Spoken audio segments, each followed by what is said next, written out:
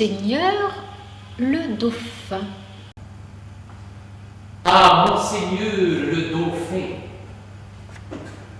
je chante les héros dont Ésope est le père, troupe de qui l'histoire encore que mensongère, qu'entier des vérités qui servent de leçons. Tout parle en mon ouvrage et même les puissances. Ce qu'ils disent s'adresse à tous tant que nous sommes. Je me sers d'animaux pour instruire les hommes. Je vais t'entretenir de moindres aventures, te tracer en sévère de légères peintures.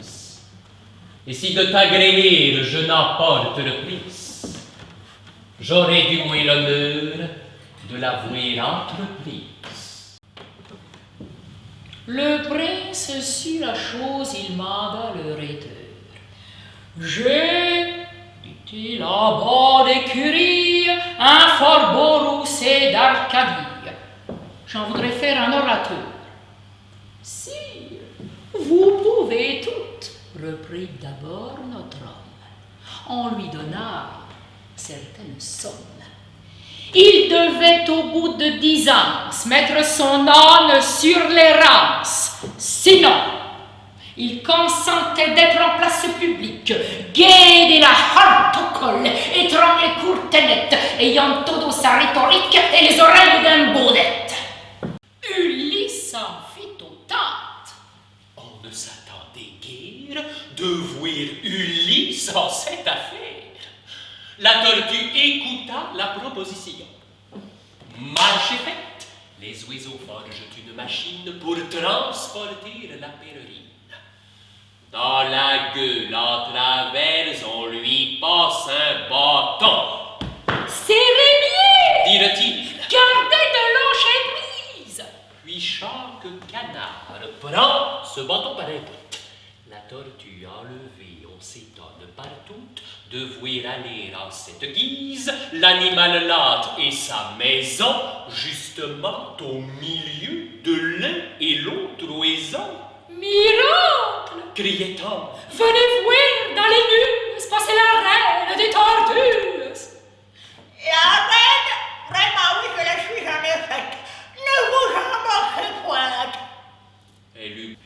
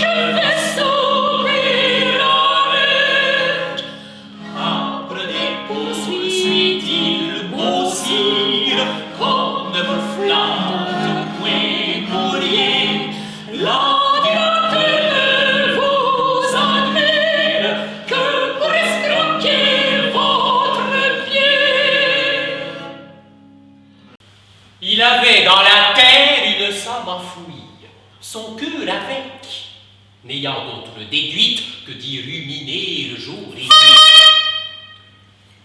Que d'y ruminer jour et nuit. Ruminer jour et nuit.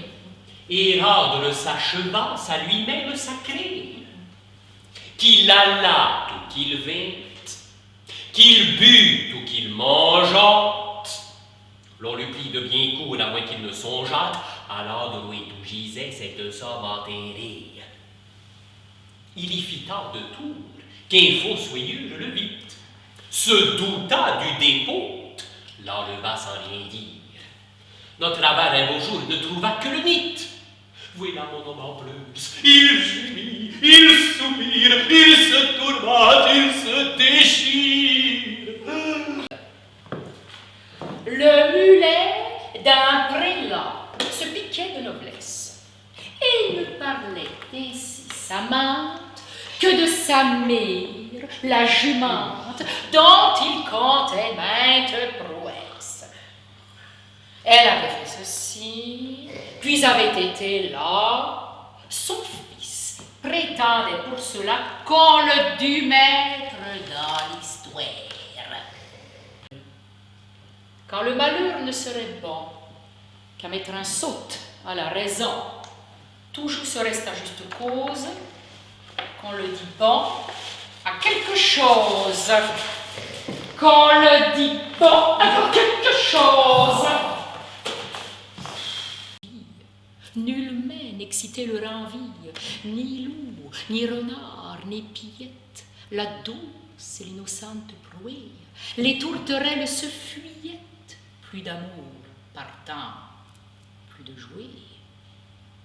Le lion tint conseil et dit: Mes amis, je crois que le ciel a permis pour nos péchés cette infortune, que le plus coupable de nous se sacrifie au trait du céleste Courrouce. Peut-être il obtiendra la guérison commune. L'histoire nous apprend qu'en de tels accidents, on fait de pareils dévouements. Ne nous flattons donc point. Voyons sans indulgence l'état de notre conscience. Pour moi, satisfaisant mes appétits gloutants, j'ai dévoré force moutants. Que m'avait-il fait? Nulle offense. Mais il m'est arrivé quelquefois de manger le berger. Je me dévouerai donc s'il le faut, mais je pense qu'il est bon que chacun s'accuse ainsi que moi.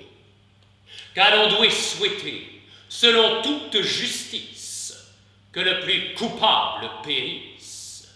Sire, dit le renard, vous êtes trop bon roué. Vos scrupules font voir trop de délicatesse. Et bien manger mouton, scanal, sotte espèce et sans péché. Non, non, vous leur fîtes seigneur, à les croquantes, beaucoup d'honneur. Et quant au berger, l'on peut dire qu'il était digne de tout mos, état de ces gens-là qui, sur les animaux, se font un chimérique empire.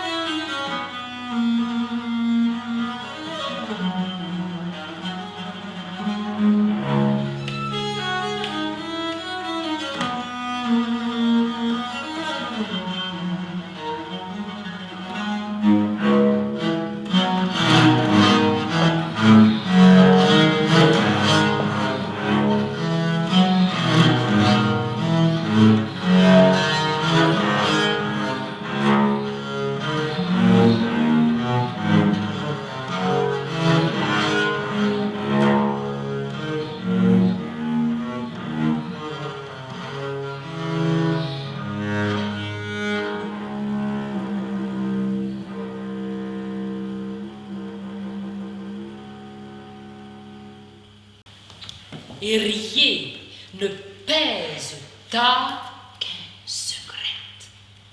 Le porter loué est difficile aux dames, et je sais même sur ce fait bon nombre d'hommes qui sont fasses.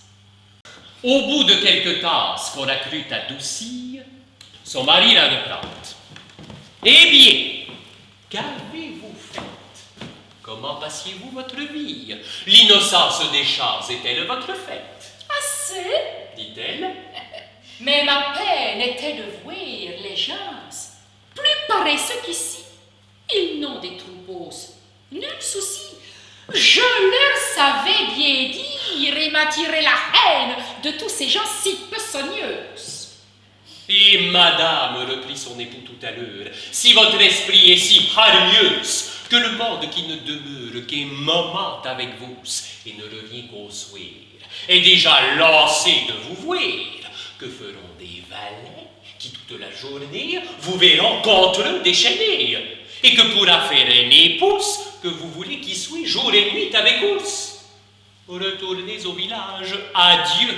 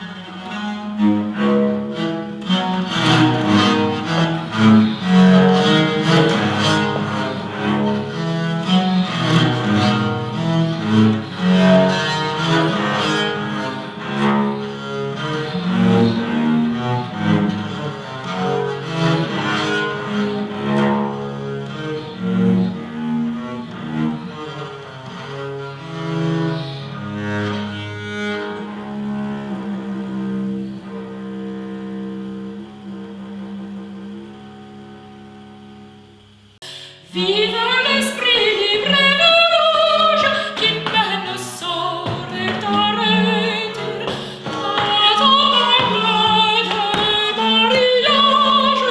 Je ne fais que me débiter, je ne le reposerai jamais, je ne me marierai jamais, je ne le reposerai jamais, je ne me marierai jamais.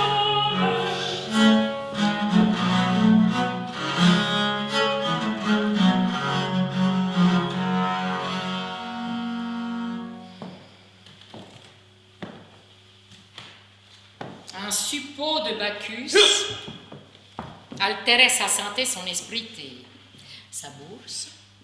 Tels gens n'ont pas fait la moitié de leur course qu'ils sont au bout de leurs écus. Un jour que celui-ci, plein du jus de la treille, avait laissé ses sens au fond d'une bouteille, sa femme l'enferma dans un certain tombeau. Là, les vapeurs du vin nouveau cuvèrent à loisir. À son réveil, il trouve la tiraille de la mort alentour de son corps, sans luminaire à drap des morts. Oh! Dit-il. Qu'est-ce ceci?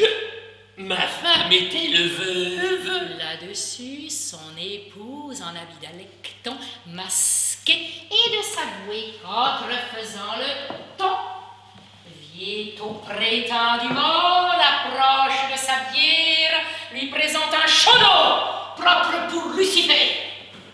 L'épouse alors ne doute en aucune manière qu'il ne soit citoyen d'enfer. Quelle personne dit-il Dit-il à ce fantôme. Là, c'est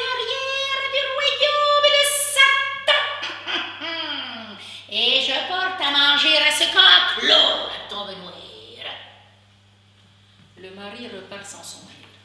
Tu ne leur portes point à boire? Qui veut chasser une migraine n'a qu'à boire toujours du bon et maintenir la table pleine de cervelas et de jambon. L'on ne fait rien que boire le poumon. Poute, compagnon, vide nous ce verre et nous le remplirons. L'on ne fait rien que boire le poumon. Poute, compagnon, vide-nous ce verre et nous le remplirons. Le vin goûté par ce bon père qui s'en rend d'ici, beau garçon, nous fait discourir sans grammaire et nous rend savants sans leçon. Ce fut hasard qu'Isabelle à l'instant s'en aperçut.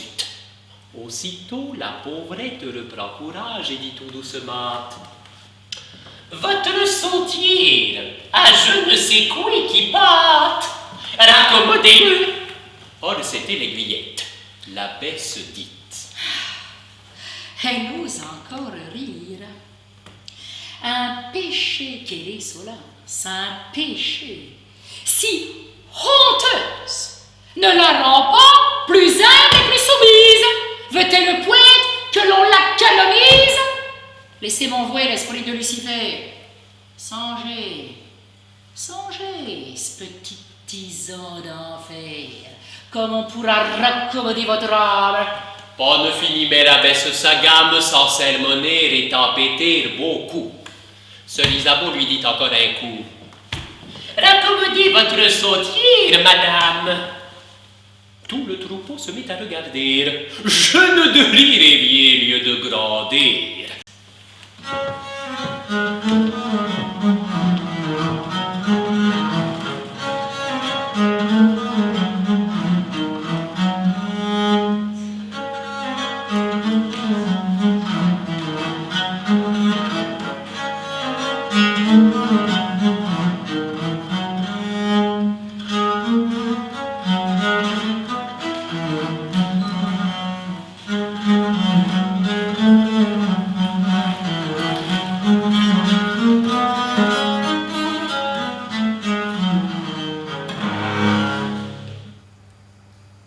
Je ne vois point de créature se comporter modérément.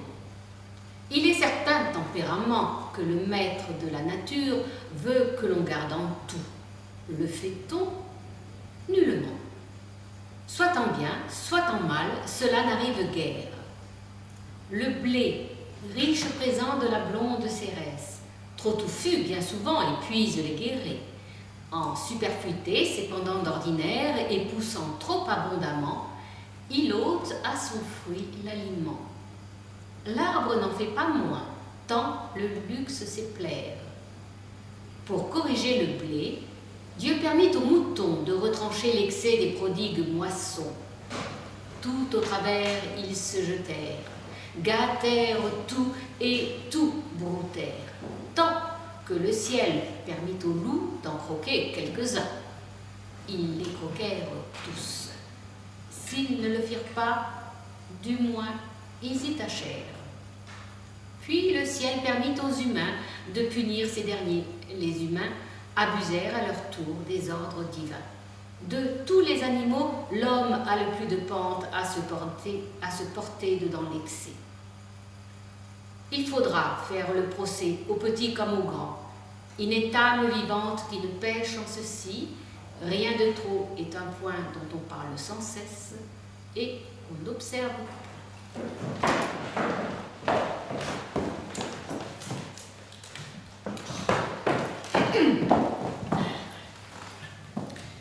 Le médecin Tampis allait voir un malade. Que visitait aussi son confrère Tammius. Ce dernier espérait. Oui, que son camarade sautait de ce gisant irait voir ses aïeux. Tous deux s'étant trouvés différents pour la cure, Leur malade paya le tribut à nature. Tandis qu'en ses conseils, Tampis eût été cru. il triomphait encore sur cette maladie.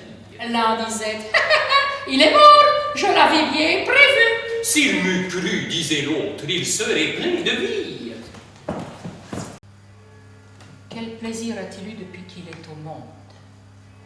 En est-il un plus pauvre en la machine ronde? Point de paix quelquefois, et jamais de repose. Sa femme, ses enfants, les soldats les imposent. Le créancier et la corvée lui font d'un malheureux la peinture achevée. Il appelle la mort et le vient sans tarder, lui demande ce qu'il faut faire. C'est, dit-il, afin de m'aider à recharger ce buis, tu ne tarderas guère. Le trépas vient tout guérir, mais le bougeon d'une sauce, plutôt souffrir que mourir, c'est la devise des os. Un homme s'en allait tristement s'emparer de son dernier gîte. Un curé s'en allait des Mantes enterrer ce mort au plus vite. Notre défunt était en carrosse, porté bien et dûment empaqueté et vêtu d'une robe, hélas, qu'on nomme bière.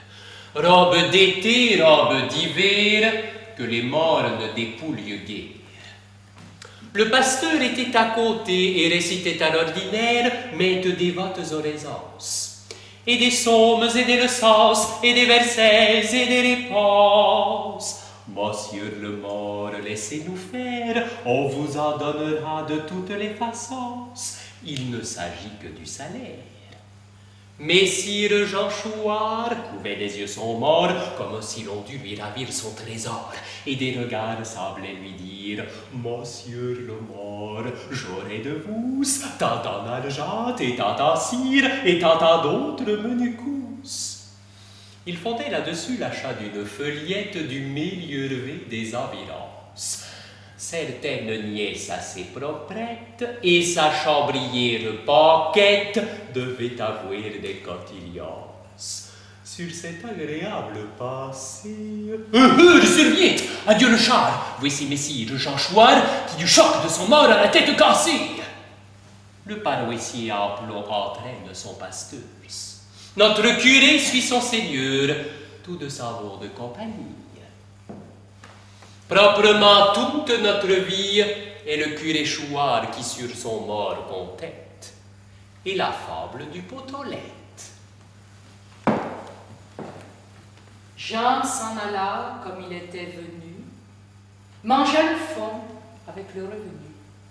Terre et trésors, chose peu nécessaire. Quant à son tasse, bien le sut dispenser, 2 parts en fit, dont il saoulait passer, l'une à dormir et l'autre à ne rien faire.